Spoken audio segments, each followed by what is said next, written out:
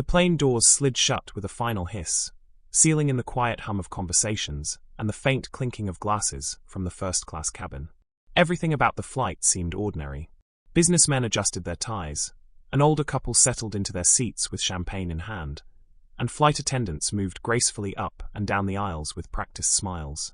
But for one passenger, this wasn't just another trip across the sky. For him, this flight would reveal a truth so powerful, so unexpected, that it would leave everyone on board speechless. She spotted him the moment he walked in. Her eyes narrowed, her lips twisted into a smirk that was meant to cut deep. She was already settled in a plush leather seat, her designer handbag perched on the empty cushion beside her like a barrier between herself and the rest of the world. She radiated entitlement, the kind of entitlement that thought money gave her the right to claim space, dignity, and respect. He, on the other hand, moved quietly, almost too quietly for the expensive suit he wore. The dark fabric clung perfectly to his shoulders, his polished shoes caught the soft lighting, and the calm expression on his face suggested a man who carried no insecurity about who he was. Still, as he reached the row where she sat, he paused. The seat number in his hand matched the one she occupied. "Excuse me," he said softly, his tone polite yet firm. "I believe this is my seat." Her head snapped up, and in that instant, the storm began brewing. "No," she said, her voice dripping with disdain. "This is mine. You must be mistaken." She didn't even glance at his ticket. She didn't have to. Her assumption was already carved in stone. He lifted his boarding pass slightly, offering it without aggression, just quiet confidence. "It says 3A. That's here." Her laugh was sharp, cruel, and far too loud for the refined silence of first class. Heads turned. Some passengers looked away quickly, uncomfortable. Others leaned in, hungry for the drama that was unfolding like theater on the aisle. "Do you honestly expect me to believe you belong here?" she scoffed. Her eyes scanned him in a way that wasn't about checking facts, but about trying to find flaws. "This is first class, not some charity section." The man didn't flinch. His calmness only seemed to inflame her further. A flight attendant appeared, her smile still plastered on, but trembling slightly at the edges. "Is everything okay here?" she asked, though her eyes already told the story. She knew it wasn't. "This man is trying to take my seat," the woman spat before he could reply. "Check his ticket. People like him always try to sneak into places they don't belong." Gasps rippled quietly through the cabin. Some passengers tried to pretend they hadn't heard. Others whispered behind their hands. The weight of her words hung in the air like thick smoke. The flight attendant turned to him nervously. "Sir, may I see your boarding pass?" He handed it over without hesitation. She scanned it, her eyes darting between the slip of paper and the seat number. For a moment, she froze, as though realizing she'd been thrust into the center of something far bigger than just a seating dispute. "Ma'am," she said cautiously, "his seat is 3A. The woman's face flushed red, but she didn't retreat. Entitlement rarely does. Instead, she straightened her shoulders and hissed. "Well, then move me. I was here first. You can't honestly expect me to sit anywhere else." The attendant looked helpless, caught between rules and confrontation. The man, however, simply watched, his expression unreadable. It wasn't anger in his eyes. It wasn't defeat either. It was something else. Something simmering. Something no one around him could quite understand yet. He leaned down slightly, his voice low but steady. "Ma'am, I'll only ask once more. This is my seat." She laughed again, though her laugh had started to crack. "And what are you going to do if I don't move? Call security? Do you know who my husband is? Do you have any idea who I am?" The plane had gone silent now. Every passenger's gaze was locked on the unfolding standoff. The tension was unbearable, like the seconds before a storm finally breaks open. The attendant tried again, this time with more firmness. "Ma'am, please. If you don't move, I'll have no choice but to alert the captain."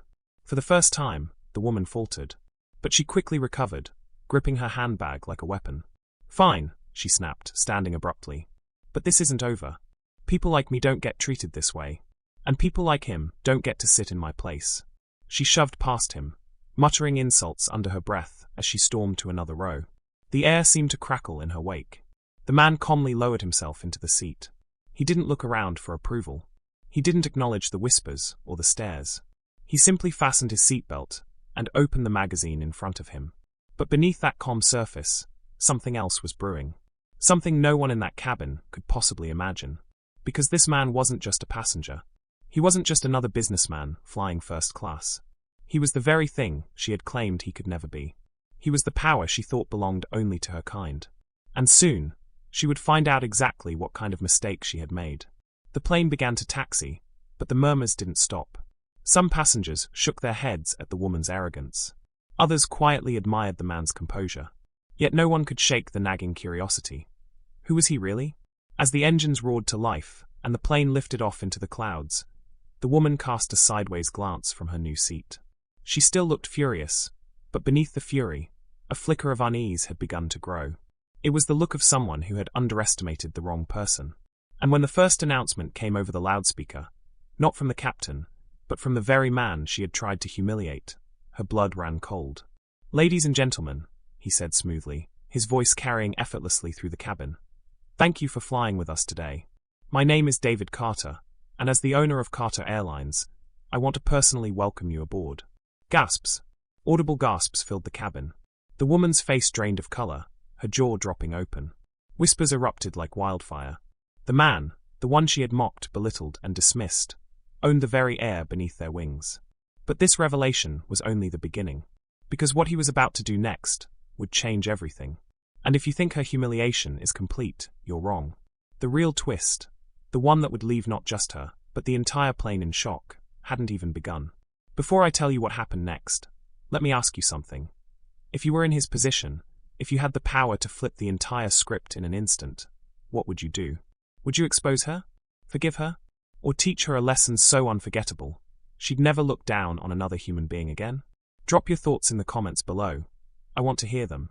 And trust me, you won't want to miss next, because what David does next will leave you stunned. Make sure you hit that subscribe button right now, turn on the bell, and stay with me. The storm is only just beginning. The cabin was frozen in stunned silence. The sound of his voice, calm and commanding over the loudspeaker, echoed in every corner of the plane. David Carter, owner of Carter Airlines. The very man she had just humiliated sat inches away, holding the power she never imagined. The woman's knuckles tightened around her handbag, her nails digging into the leather as if that would somehow anchor her dignity. She tried to smirk, but her lips trembled. She wanted to dismiss it as a joke, maybe even a cruel trick. But the whispers rushing around her, like wildfire, told her otherwise. "That's him," someone gasped. "He owns the airline," another murmured. "Unbelievable," a businessman whispered, staring in awe. Her chest rose and fell in shallow bursts. She had made a mistake, a colossal mistake, and the entire cabin had seen it. But if she thought the humiliation ended here, she was dead wrong. David didn't look at her. He didn't need to. He had already shattered the fragile tower of superiority she'd tried to build. Instead, he focused on the passengers, thanking them, promising them comfort, and reassuring them that their journey would be smooth. His words weren't just polite formality. They dripped with something else: control, power, and the quiet reminder that sometimes the most dangerous man in the room is the one you underestimate. As the announcement ended, murmurs turned to stares. Passengers leaned closer to one another, eyes darting between the furious woman and the calm, composed man she had mocked. Some were smiling behind their hands. Others shook their heads, muttering that justice had already been served. But no one could have predicted what was about to come next. Because humiliation was one thing. But lessons? Lessons leave scars.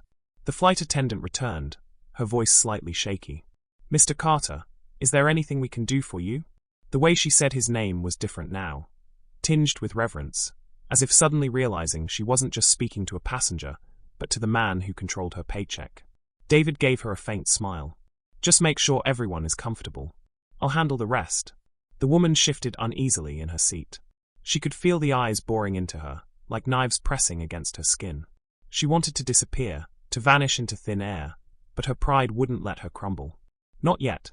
You must think you've won," she hissed under her breath when the attendant left. "But money doesn't buy class. And I'm not afraid of you." David turned his head slowly, his eyes finally meeting hers. His calm gaze was worse than fury, because fury she could fight. Fury meant she mattered enough to anger him. But calm meant he didn't see her as a threat at all. "You should be," he said simply. Her breath caught. The plane cruised higher into the sky, but inside that cabin, the atmosphere was heavy, electric, ready to explode. Passengers pretended to focus on their drinks or books, but their ears were sharpened, tuned to every word, every gesture. They didn't want to miss what was coming. Half an hour passed, yet the tension didn't fade. If anything, it grew thicker. The woman fidgeted, shifting in her seat, her pride crumbling slowly under the weight of invisible judgment. She ordered champagne, gulped it down, and snapped at the flight attendant when the bubbles fizzed too high. But her voice was weaker now, stripped of the confidence she'd displayed earlier. And then, fate decided to tighten the screws. The seatbelt sign chimed. A patch of turbulence rattled the plane, sending glasses clinking and hearts skipping beats. Gasps filled the air as the cabin jolted. The woman shrieked, clutching the armrests so tightly her knuckles turned white. David? He didn't even flinch. His calm demeanor held steady, his eyes fixed ahead as though turbulence couldn't touch him. When the plane steadied, passengers chuckled nervously. But the woman's fear had betrayed her. Her mask was slipping, and everyone had seen it. Relax, David said softly, his tone neutral, but with a sharp edge only she could feel. You're safe. For now. Her eyes widened at the implication. Was it a warning? A threat? Or just a cruel reminder that in the sky, everything, her safety, her comfort, her dignity, rested in the hands of the man she had insulted? The whispers grew louder. Some passengers leaned across aisles. Do you think he'll do something? One whispered. He has to, another replied. She deserves it after what she said. She'll regret it. Just watch. The woman could feel it. The crowd wasn't on her side. They were waiting for her fall, waiting for justice to crash down. She was no longer the predator in this story. She was prey. And then David moved. He reached into his briefcase, pulled out a thin leather folder, and opened it with deliberate precision. Inside were papers, neatly clipped, with his company's seal embossed at the top. But it wasn't just a contract. It was a declaration. A power she couldn't possibly comprehend. He leaned forward, speaking just loud enough for her, and half the cabin to hear. You should know, Mrs. Langford, that your husband owes Carter Enterprises more than he could ever repay. This airline, this seat, this flight, all of it, is under my control. And by the end of this journey, you'll understand exactly what that means. Her face drained of blood. How do you know my name? David closed the folder with a snap, his gaze cutting into her like a blade. Because people like you don't hide very well. You scream entitlement everywhere you go. But entitlement doesn't work when the very ground, or in this case, the very air, belongs to me. The passengers gasped again. Some jaws literally dropped. She was shaking now, her facade shattered into pieces. But David wasn't finished. Not even close. He stood, adjusting his suit jacket, and gestured toward the aisle. Stand up, he ordered quietly, but with such force that even the air seemed to obey. She blinked. What? You heard me. Stand. Up. The tension in the cabin was unbearable. Passengers leaned forward, clutching their seats, holding their breath. No one dared move. No one dared blink. The woman hesitated, trembling, her body frozen with fear. She wanted to refuse, to cling to what little dignity she had left. But when David's gaze didn't waver, she rose shakily to her feet. And what he did next would send shockwaves through every corner of that plane. Because David wasn't about to just humiliate her. He was about to destroy the very illusion of power she had built her life upon. But how? What move could possibly be so ruthless, so calculated, that it would leave not only her, but the entire first-class cabin, gasping in disbelief? You're going to want to see this. Because what happens in next will flip this story upside down. The lesson David delivers won't just be unforgettable. It will be devastating. Before you find out, let me ask you something. If you were in David's position, what would you do right now? Would you make her apologize in front of everyone? Would you forgive her publicly? Or would you take it further and show her the real cost of arrogance? Drop your thoughts in the comments below. And don't forget, hit that like button if you're hooked, and make sure you subscribe right now with notifications on, because you're not ready for what's coming next. The cabin is about to witness something darker than turbulence, and you'll want to be there when it happens. The cabin was dead silent, except for the soft hum of the engines. Every passenger leaned forward, waiting, holding their breath, as though the air itself depended on David Carter's next words. The woman stood trembling in the aisle, her pride crumbling piece by piece, her face pale under the harsh cabin lights. For a moment, David said nothing. He let the silence work for him. It stretched like a wire pulled to its breaking point, threatening to snap at any second. Passengers shifted uncomfortably, their eyes darting between the billionaire and the woman who had once believed she ruled this cabin. Finally, David stepped closer. His presence was magnetic, commanding. He wasn't yelling, he wasn't grandstanding, but every word he spoke carried the weight of someone who didn't need to raise his voice to own the room. "You thought this was your seat," he said quietly, his tone sharp enough to slice the air. "But nothing on this plane belongs to you. Not the seat. Not the champagne. Not even the air you're breathing right now." Gasps echoed across the rows. The woman's lips trembled, but no words came. "You sit here," David continued, "pretending to be powerful, pretending the world bends to your name. But tell me, Mrs. Langford," he paused, deliberately letting her name ring through the cabin, "what happens when the world stops pretending with you?" Her knees buckled. She gripped the armrest of the nearest seat, her entire body quaking under the weight of his gaze. You can't talk to me like this," she stammered. "Do you know who my husband is?" David's lips curved into the faintest smile. "Of course I do. Which is exactly why you should be very, very worried." A shudder rippled through her. The passengers whispered furiously now, some unable to contain their curiosity. A man in business attire leaned to his wife. "He knows her husband? This is deeper than we thought." The woman tried to straighten her spine, clinging to the last strands of her pride. "You think money makes you untouchable?" she spat. "You're nothing more than." David raised a hand, silencing her instantly. The power in that gesture was undeniable. "I don't need to think, Mrs. Langford. I know. And soon so will you." He snapped his fingers. Instantly, a flight attendant appeared at his side, her expression nervous but respectful. "Yes, Mr. Carter?" David didn't even look at her. "Bring me the passenger list." The woman's eyes widened. No, you wouldn't." But he already had it. Within moments, a crisp sheet of paper was handed to him. He scanned it, then folded it neatly, sliding it back into the folder with his other documents. His composure never cracked, his calmness almost inhuman. Then, with a slow, deliberate movement, he gestured to the empty seat across the aisle. "Sit," he ordered. The woman hesitated. For the first time in her life, she had no power here.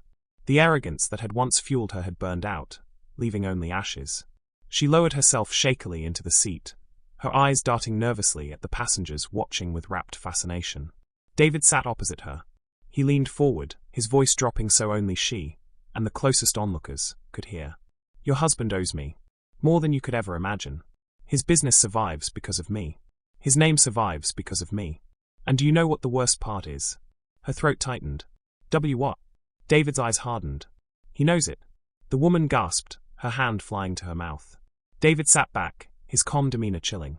"While you prance around, humiliating strangers, mocking those you think beneath you, your husband is on his knees in boardrooms, begging for deals that I decide whether or not to grant.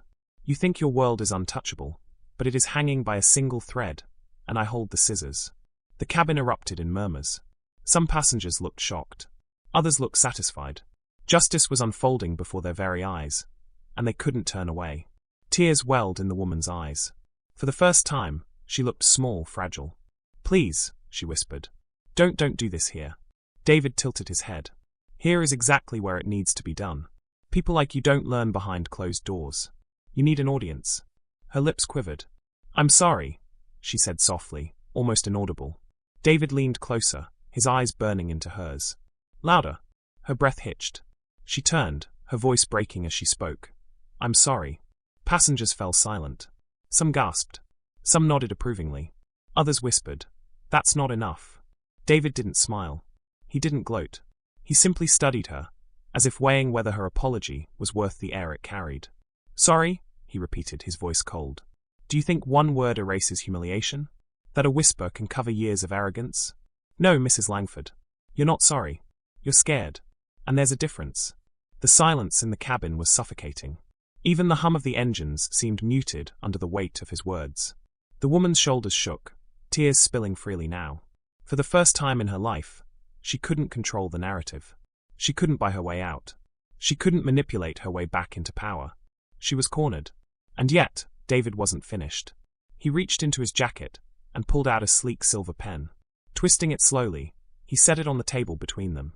"By the end of this flight," he said softly, "you'll sign something that will change your life. That's not a threat. That's a promise." The woman stared at the pen, as if it were a weapon. Her body went rigid. Her breaths came in shallow gasps. What are you going to make me sign?" she whispered. David leaned back, his expression unreadable. "You'll find out soon enough." The cliffhanger landed like a bomb. The passengers erupted in speculation, voices rising, theories flying. Was he about to strip her husband's fortune? Take control of their empire? Ruin them completely? The tension was unbearable. And then David stood, buttoning his jacket. He glanced at the other passengers, his calm voice carrying through the cabin. You've all witnessed enough to know the truth. Arrogance always pays its price. Remember that when you step off this plane. He turned his gaze back to the trembling woman, his voice dropping to a whisper only she could hear. And for you, Mrs. Langford, the price is about to be higher than you ever dreamed. Her tears fell faster, dripping onto the carpet. She knew. She knew this was only the beginning. But what exactly would he make her sign? What devastating truth was hiding in that folder? Passengers were left on edge. The woman was left broken. And David Carter? He had just set the stage for the most ruthless act of all. And that's where we stop, for now. Because what happens next will shake not just her life, but the lives of everyone connected to her husband's empire. Now it's your turn. If you were David, what contract would you force her to sign? Would you take their wealth, their reputation, or something even deeper? Comment below and tell me. I'll be reading every single one. And don't forget, if you're hooked and you don't want to miss what happens next, smash that like button, subscribe, and turn on notifications right now.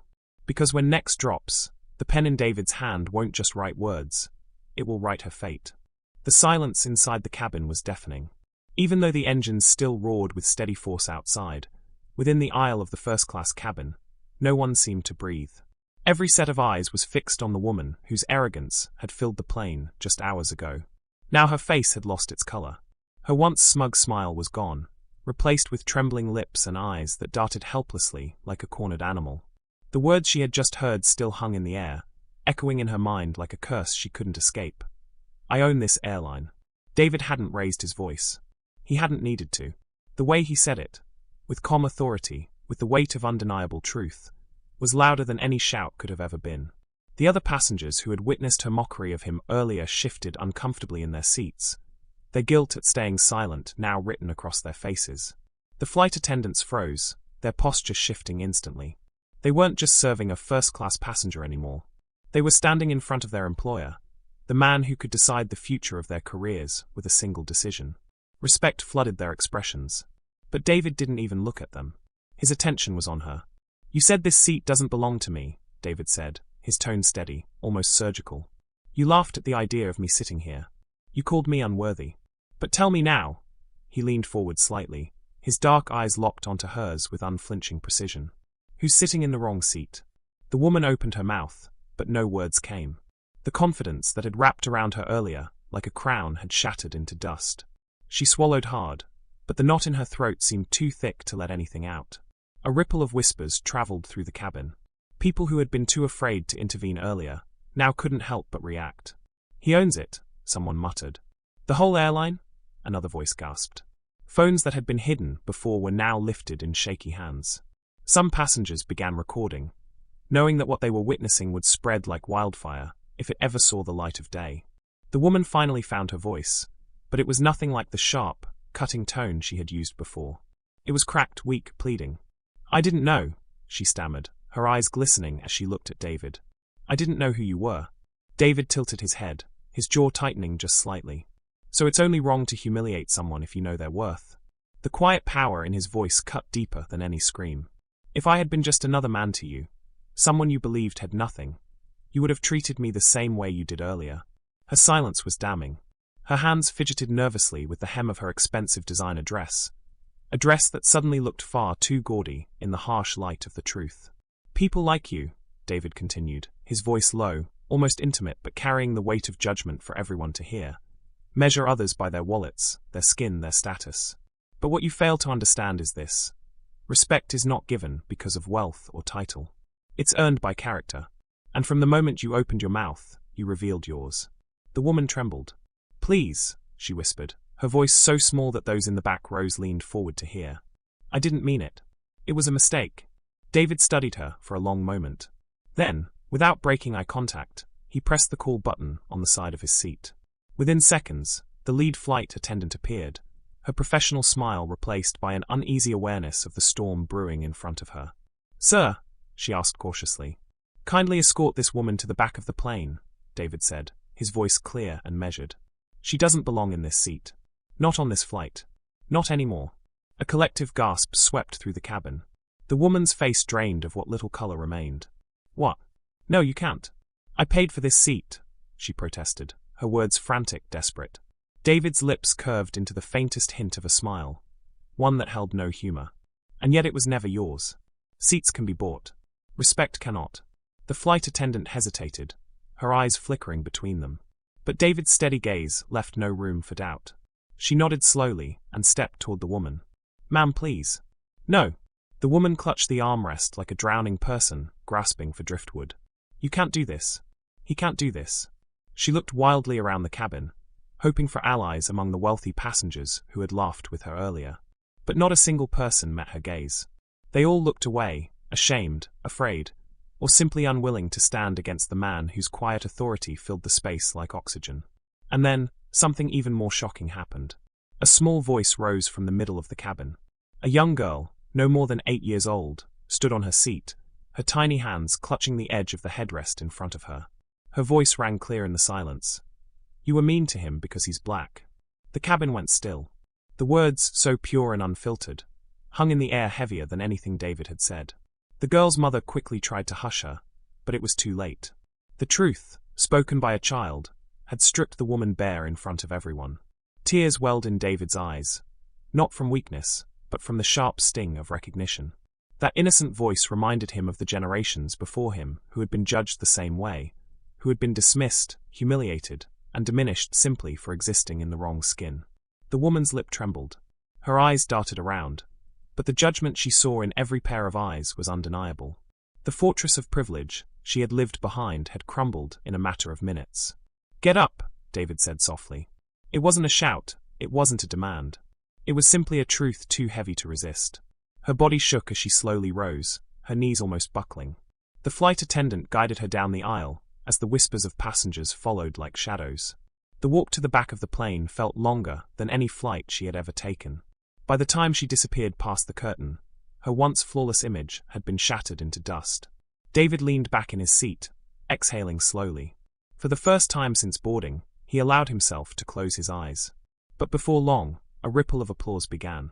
It started with one person, then two, then spread like fire until the entire cabin thundered with claps and cheers. David opened his eyes and smiled faintly, humbled but resolute. He hadn't asked for applause. He didn't need it. What he needed, what he always wanted, was to remind people that dignity is not negotiable. But as the cheers continued, David knew this was bigger than him. Someone somewhere would see this moment. Someone would be inspired to stand taller, to speak louder, to never let themselves be humiliated again. And to those watching at home, the ones who made it this far into the story, I have a question for you. Would you have had the courage to speak up if you were there? Or would you have stayed silent like so many did until the truth was undeniable? Tell me in the comments. I read every single one, and I want to know what you would have done in that cabin. And if this story moved you, if it made you think, or made your heart beat a little faster, don't forget to like this video, share it with someone who needs to hear it, and subscribe so you don't miss what comes next. Because stories like this, they aren't just entertainment. They're a mirror. And the next time you see injustice, maybe it'll be your chance to write the ending.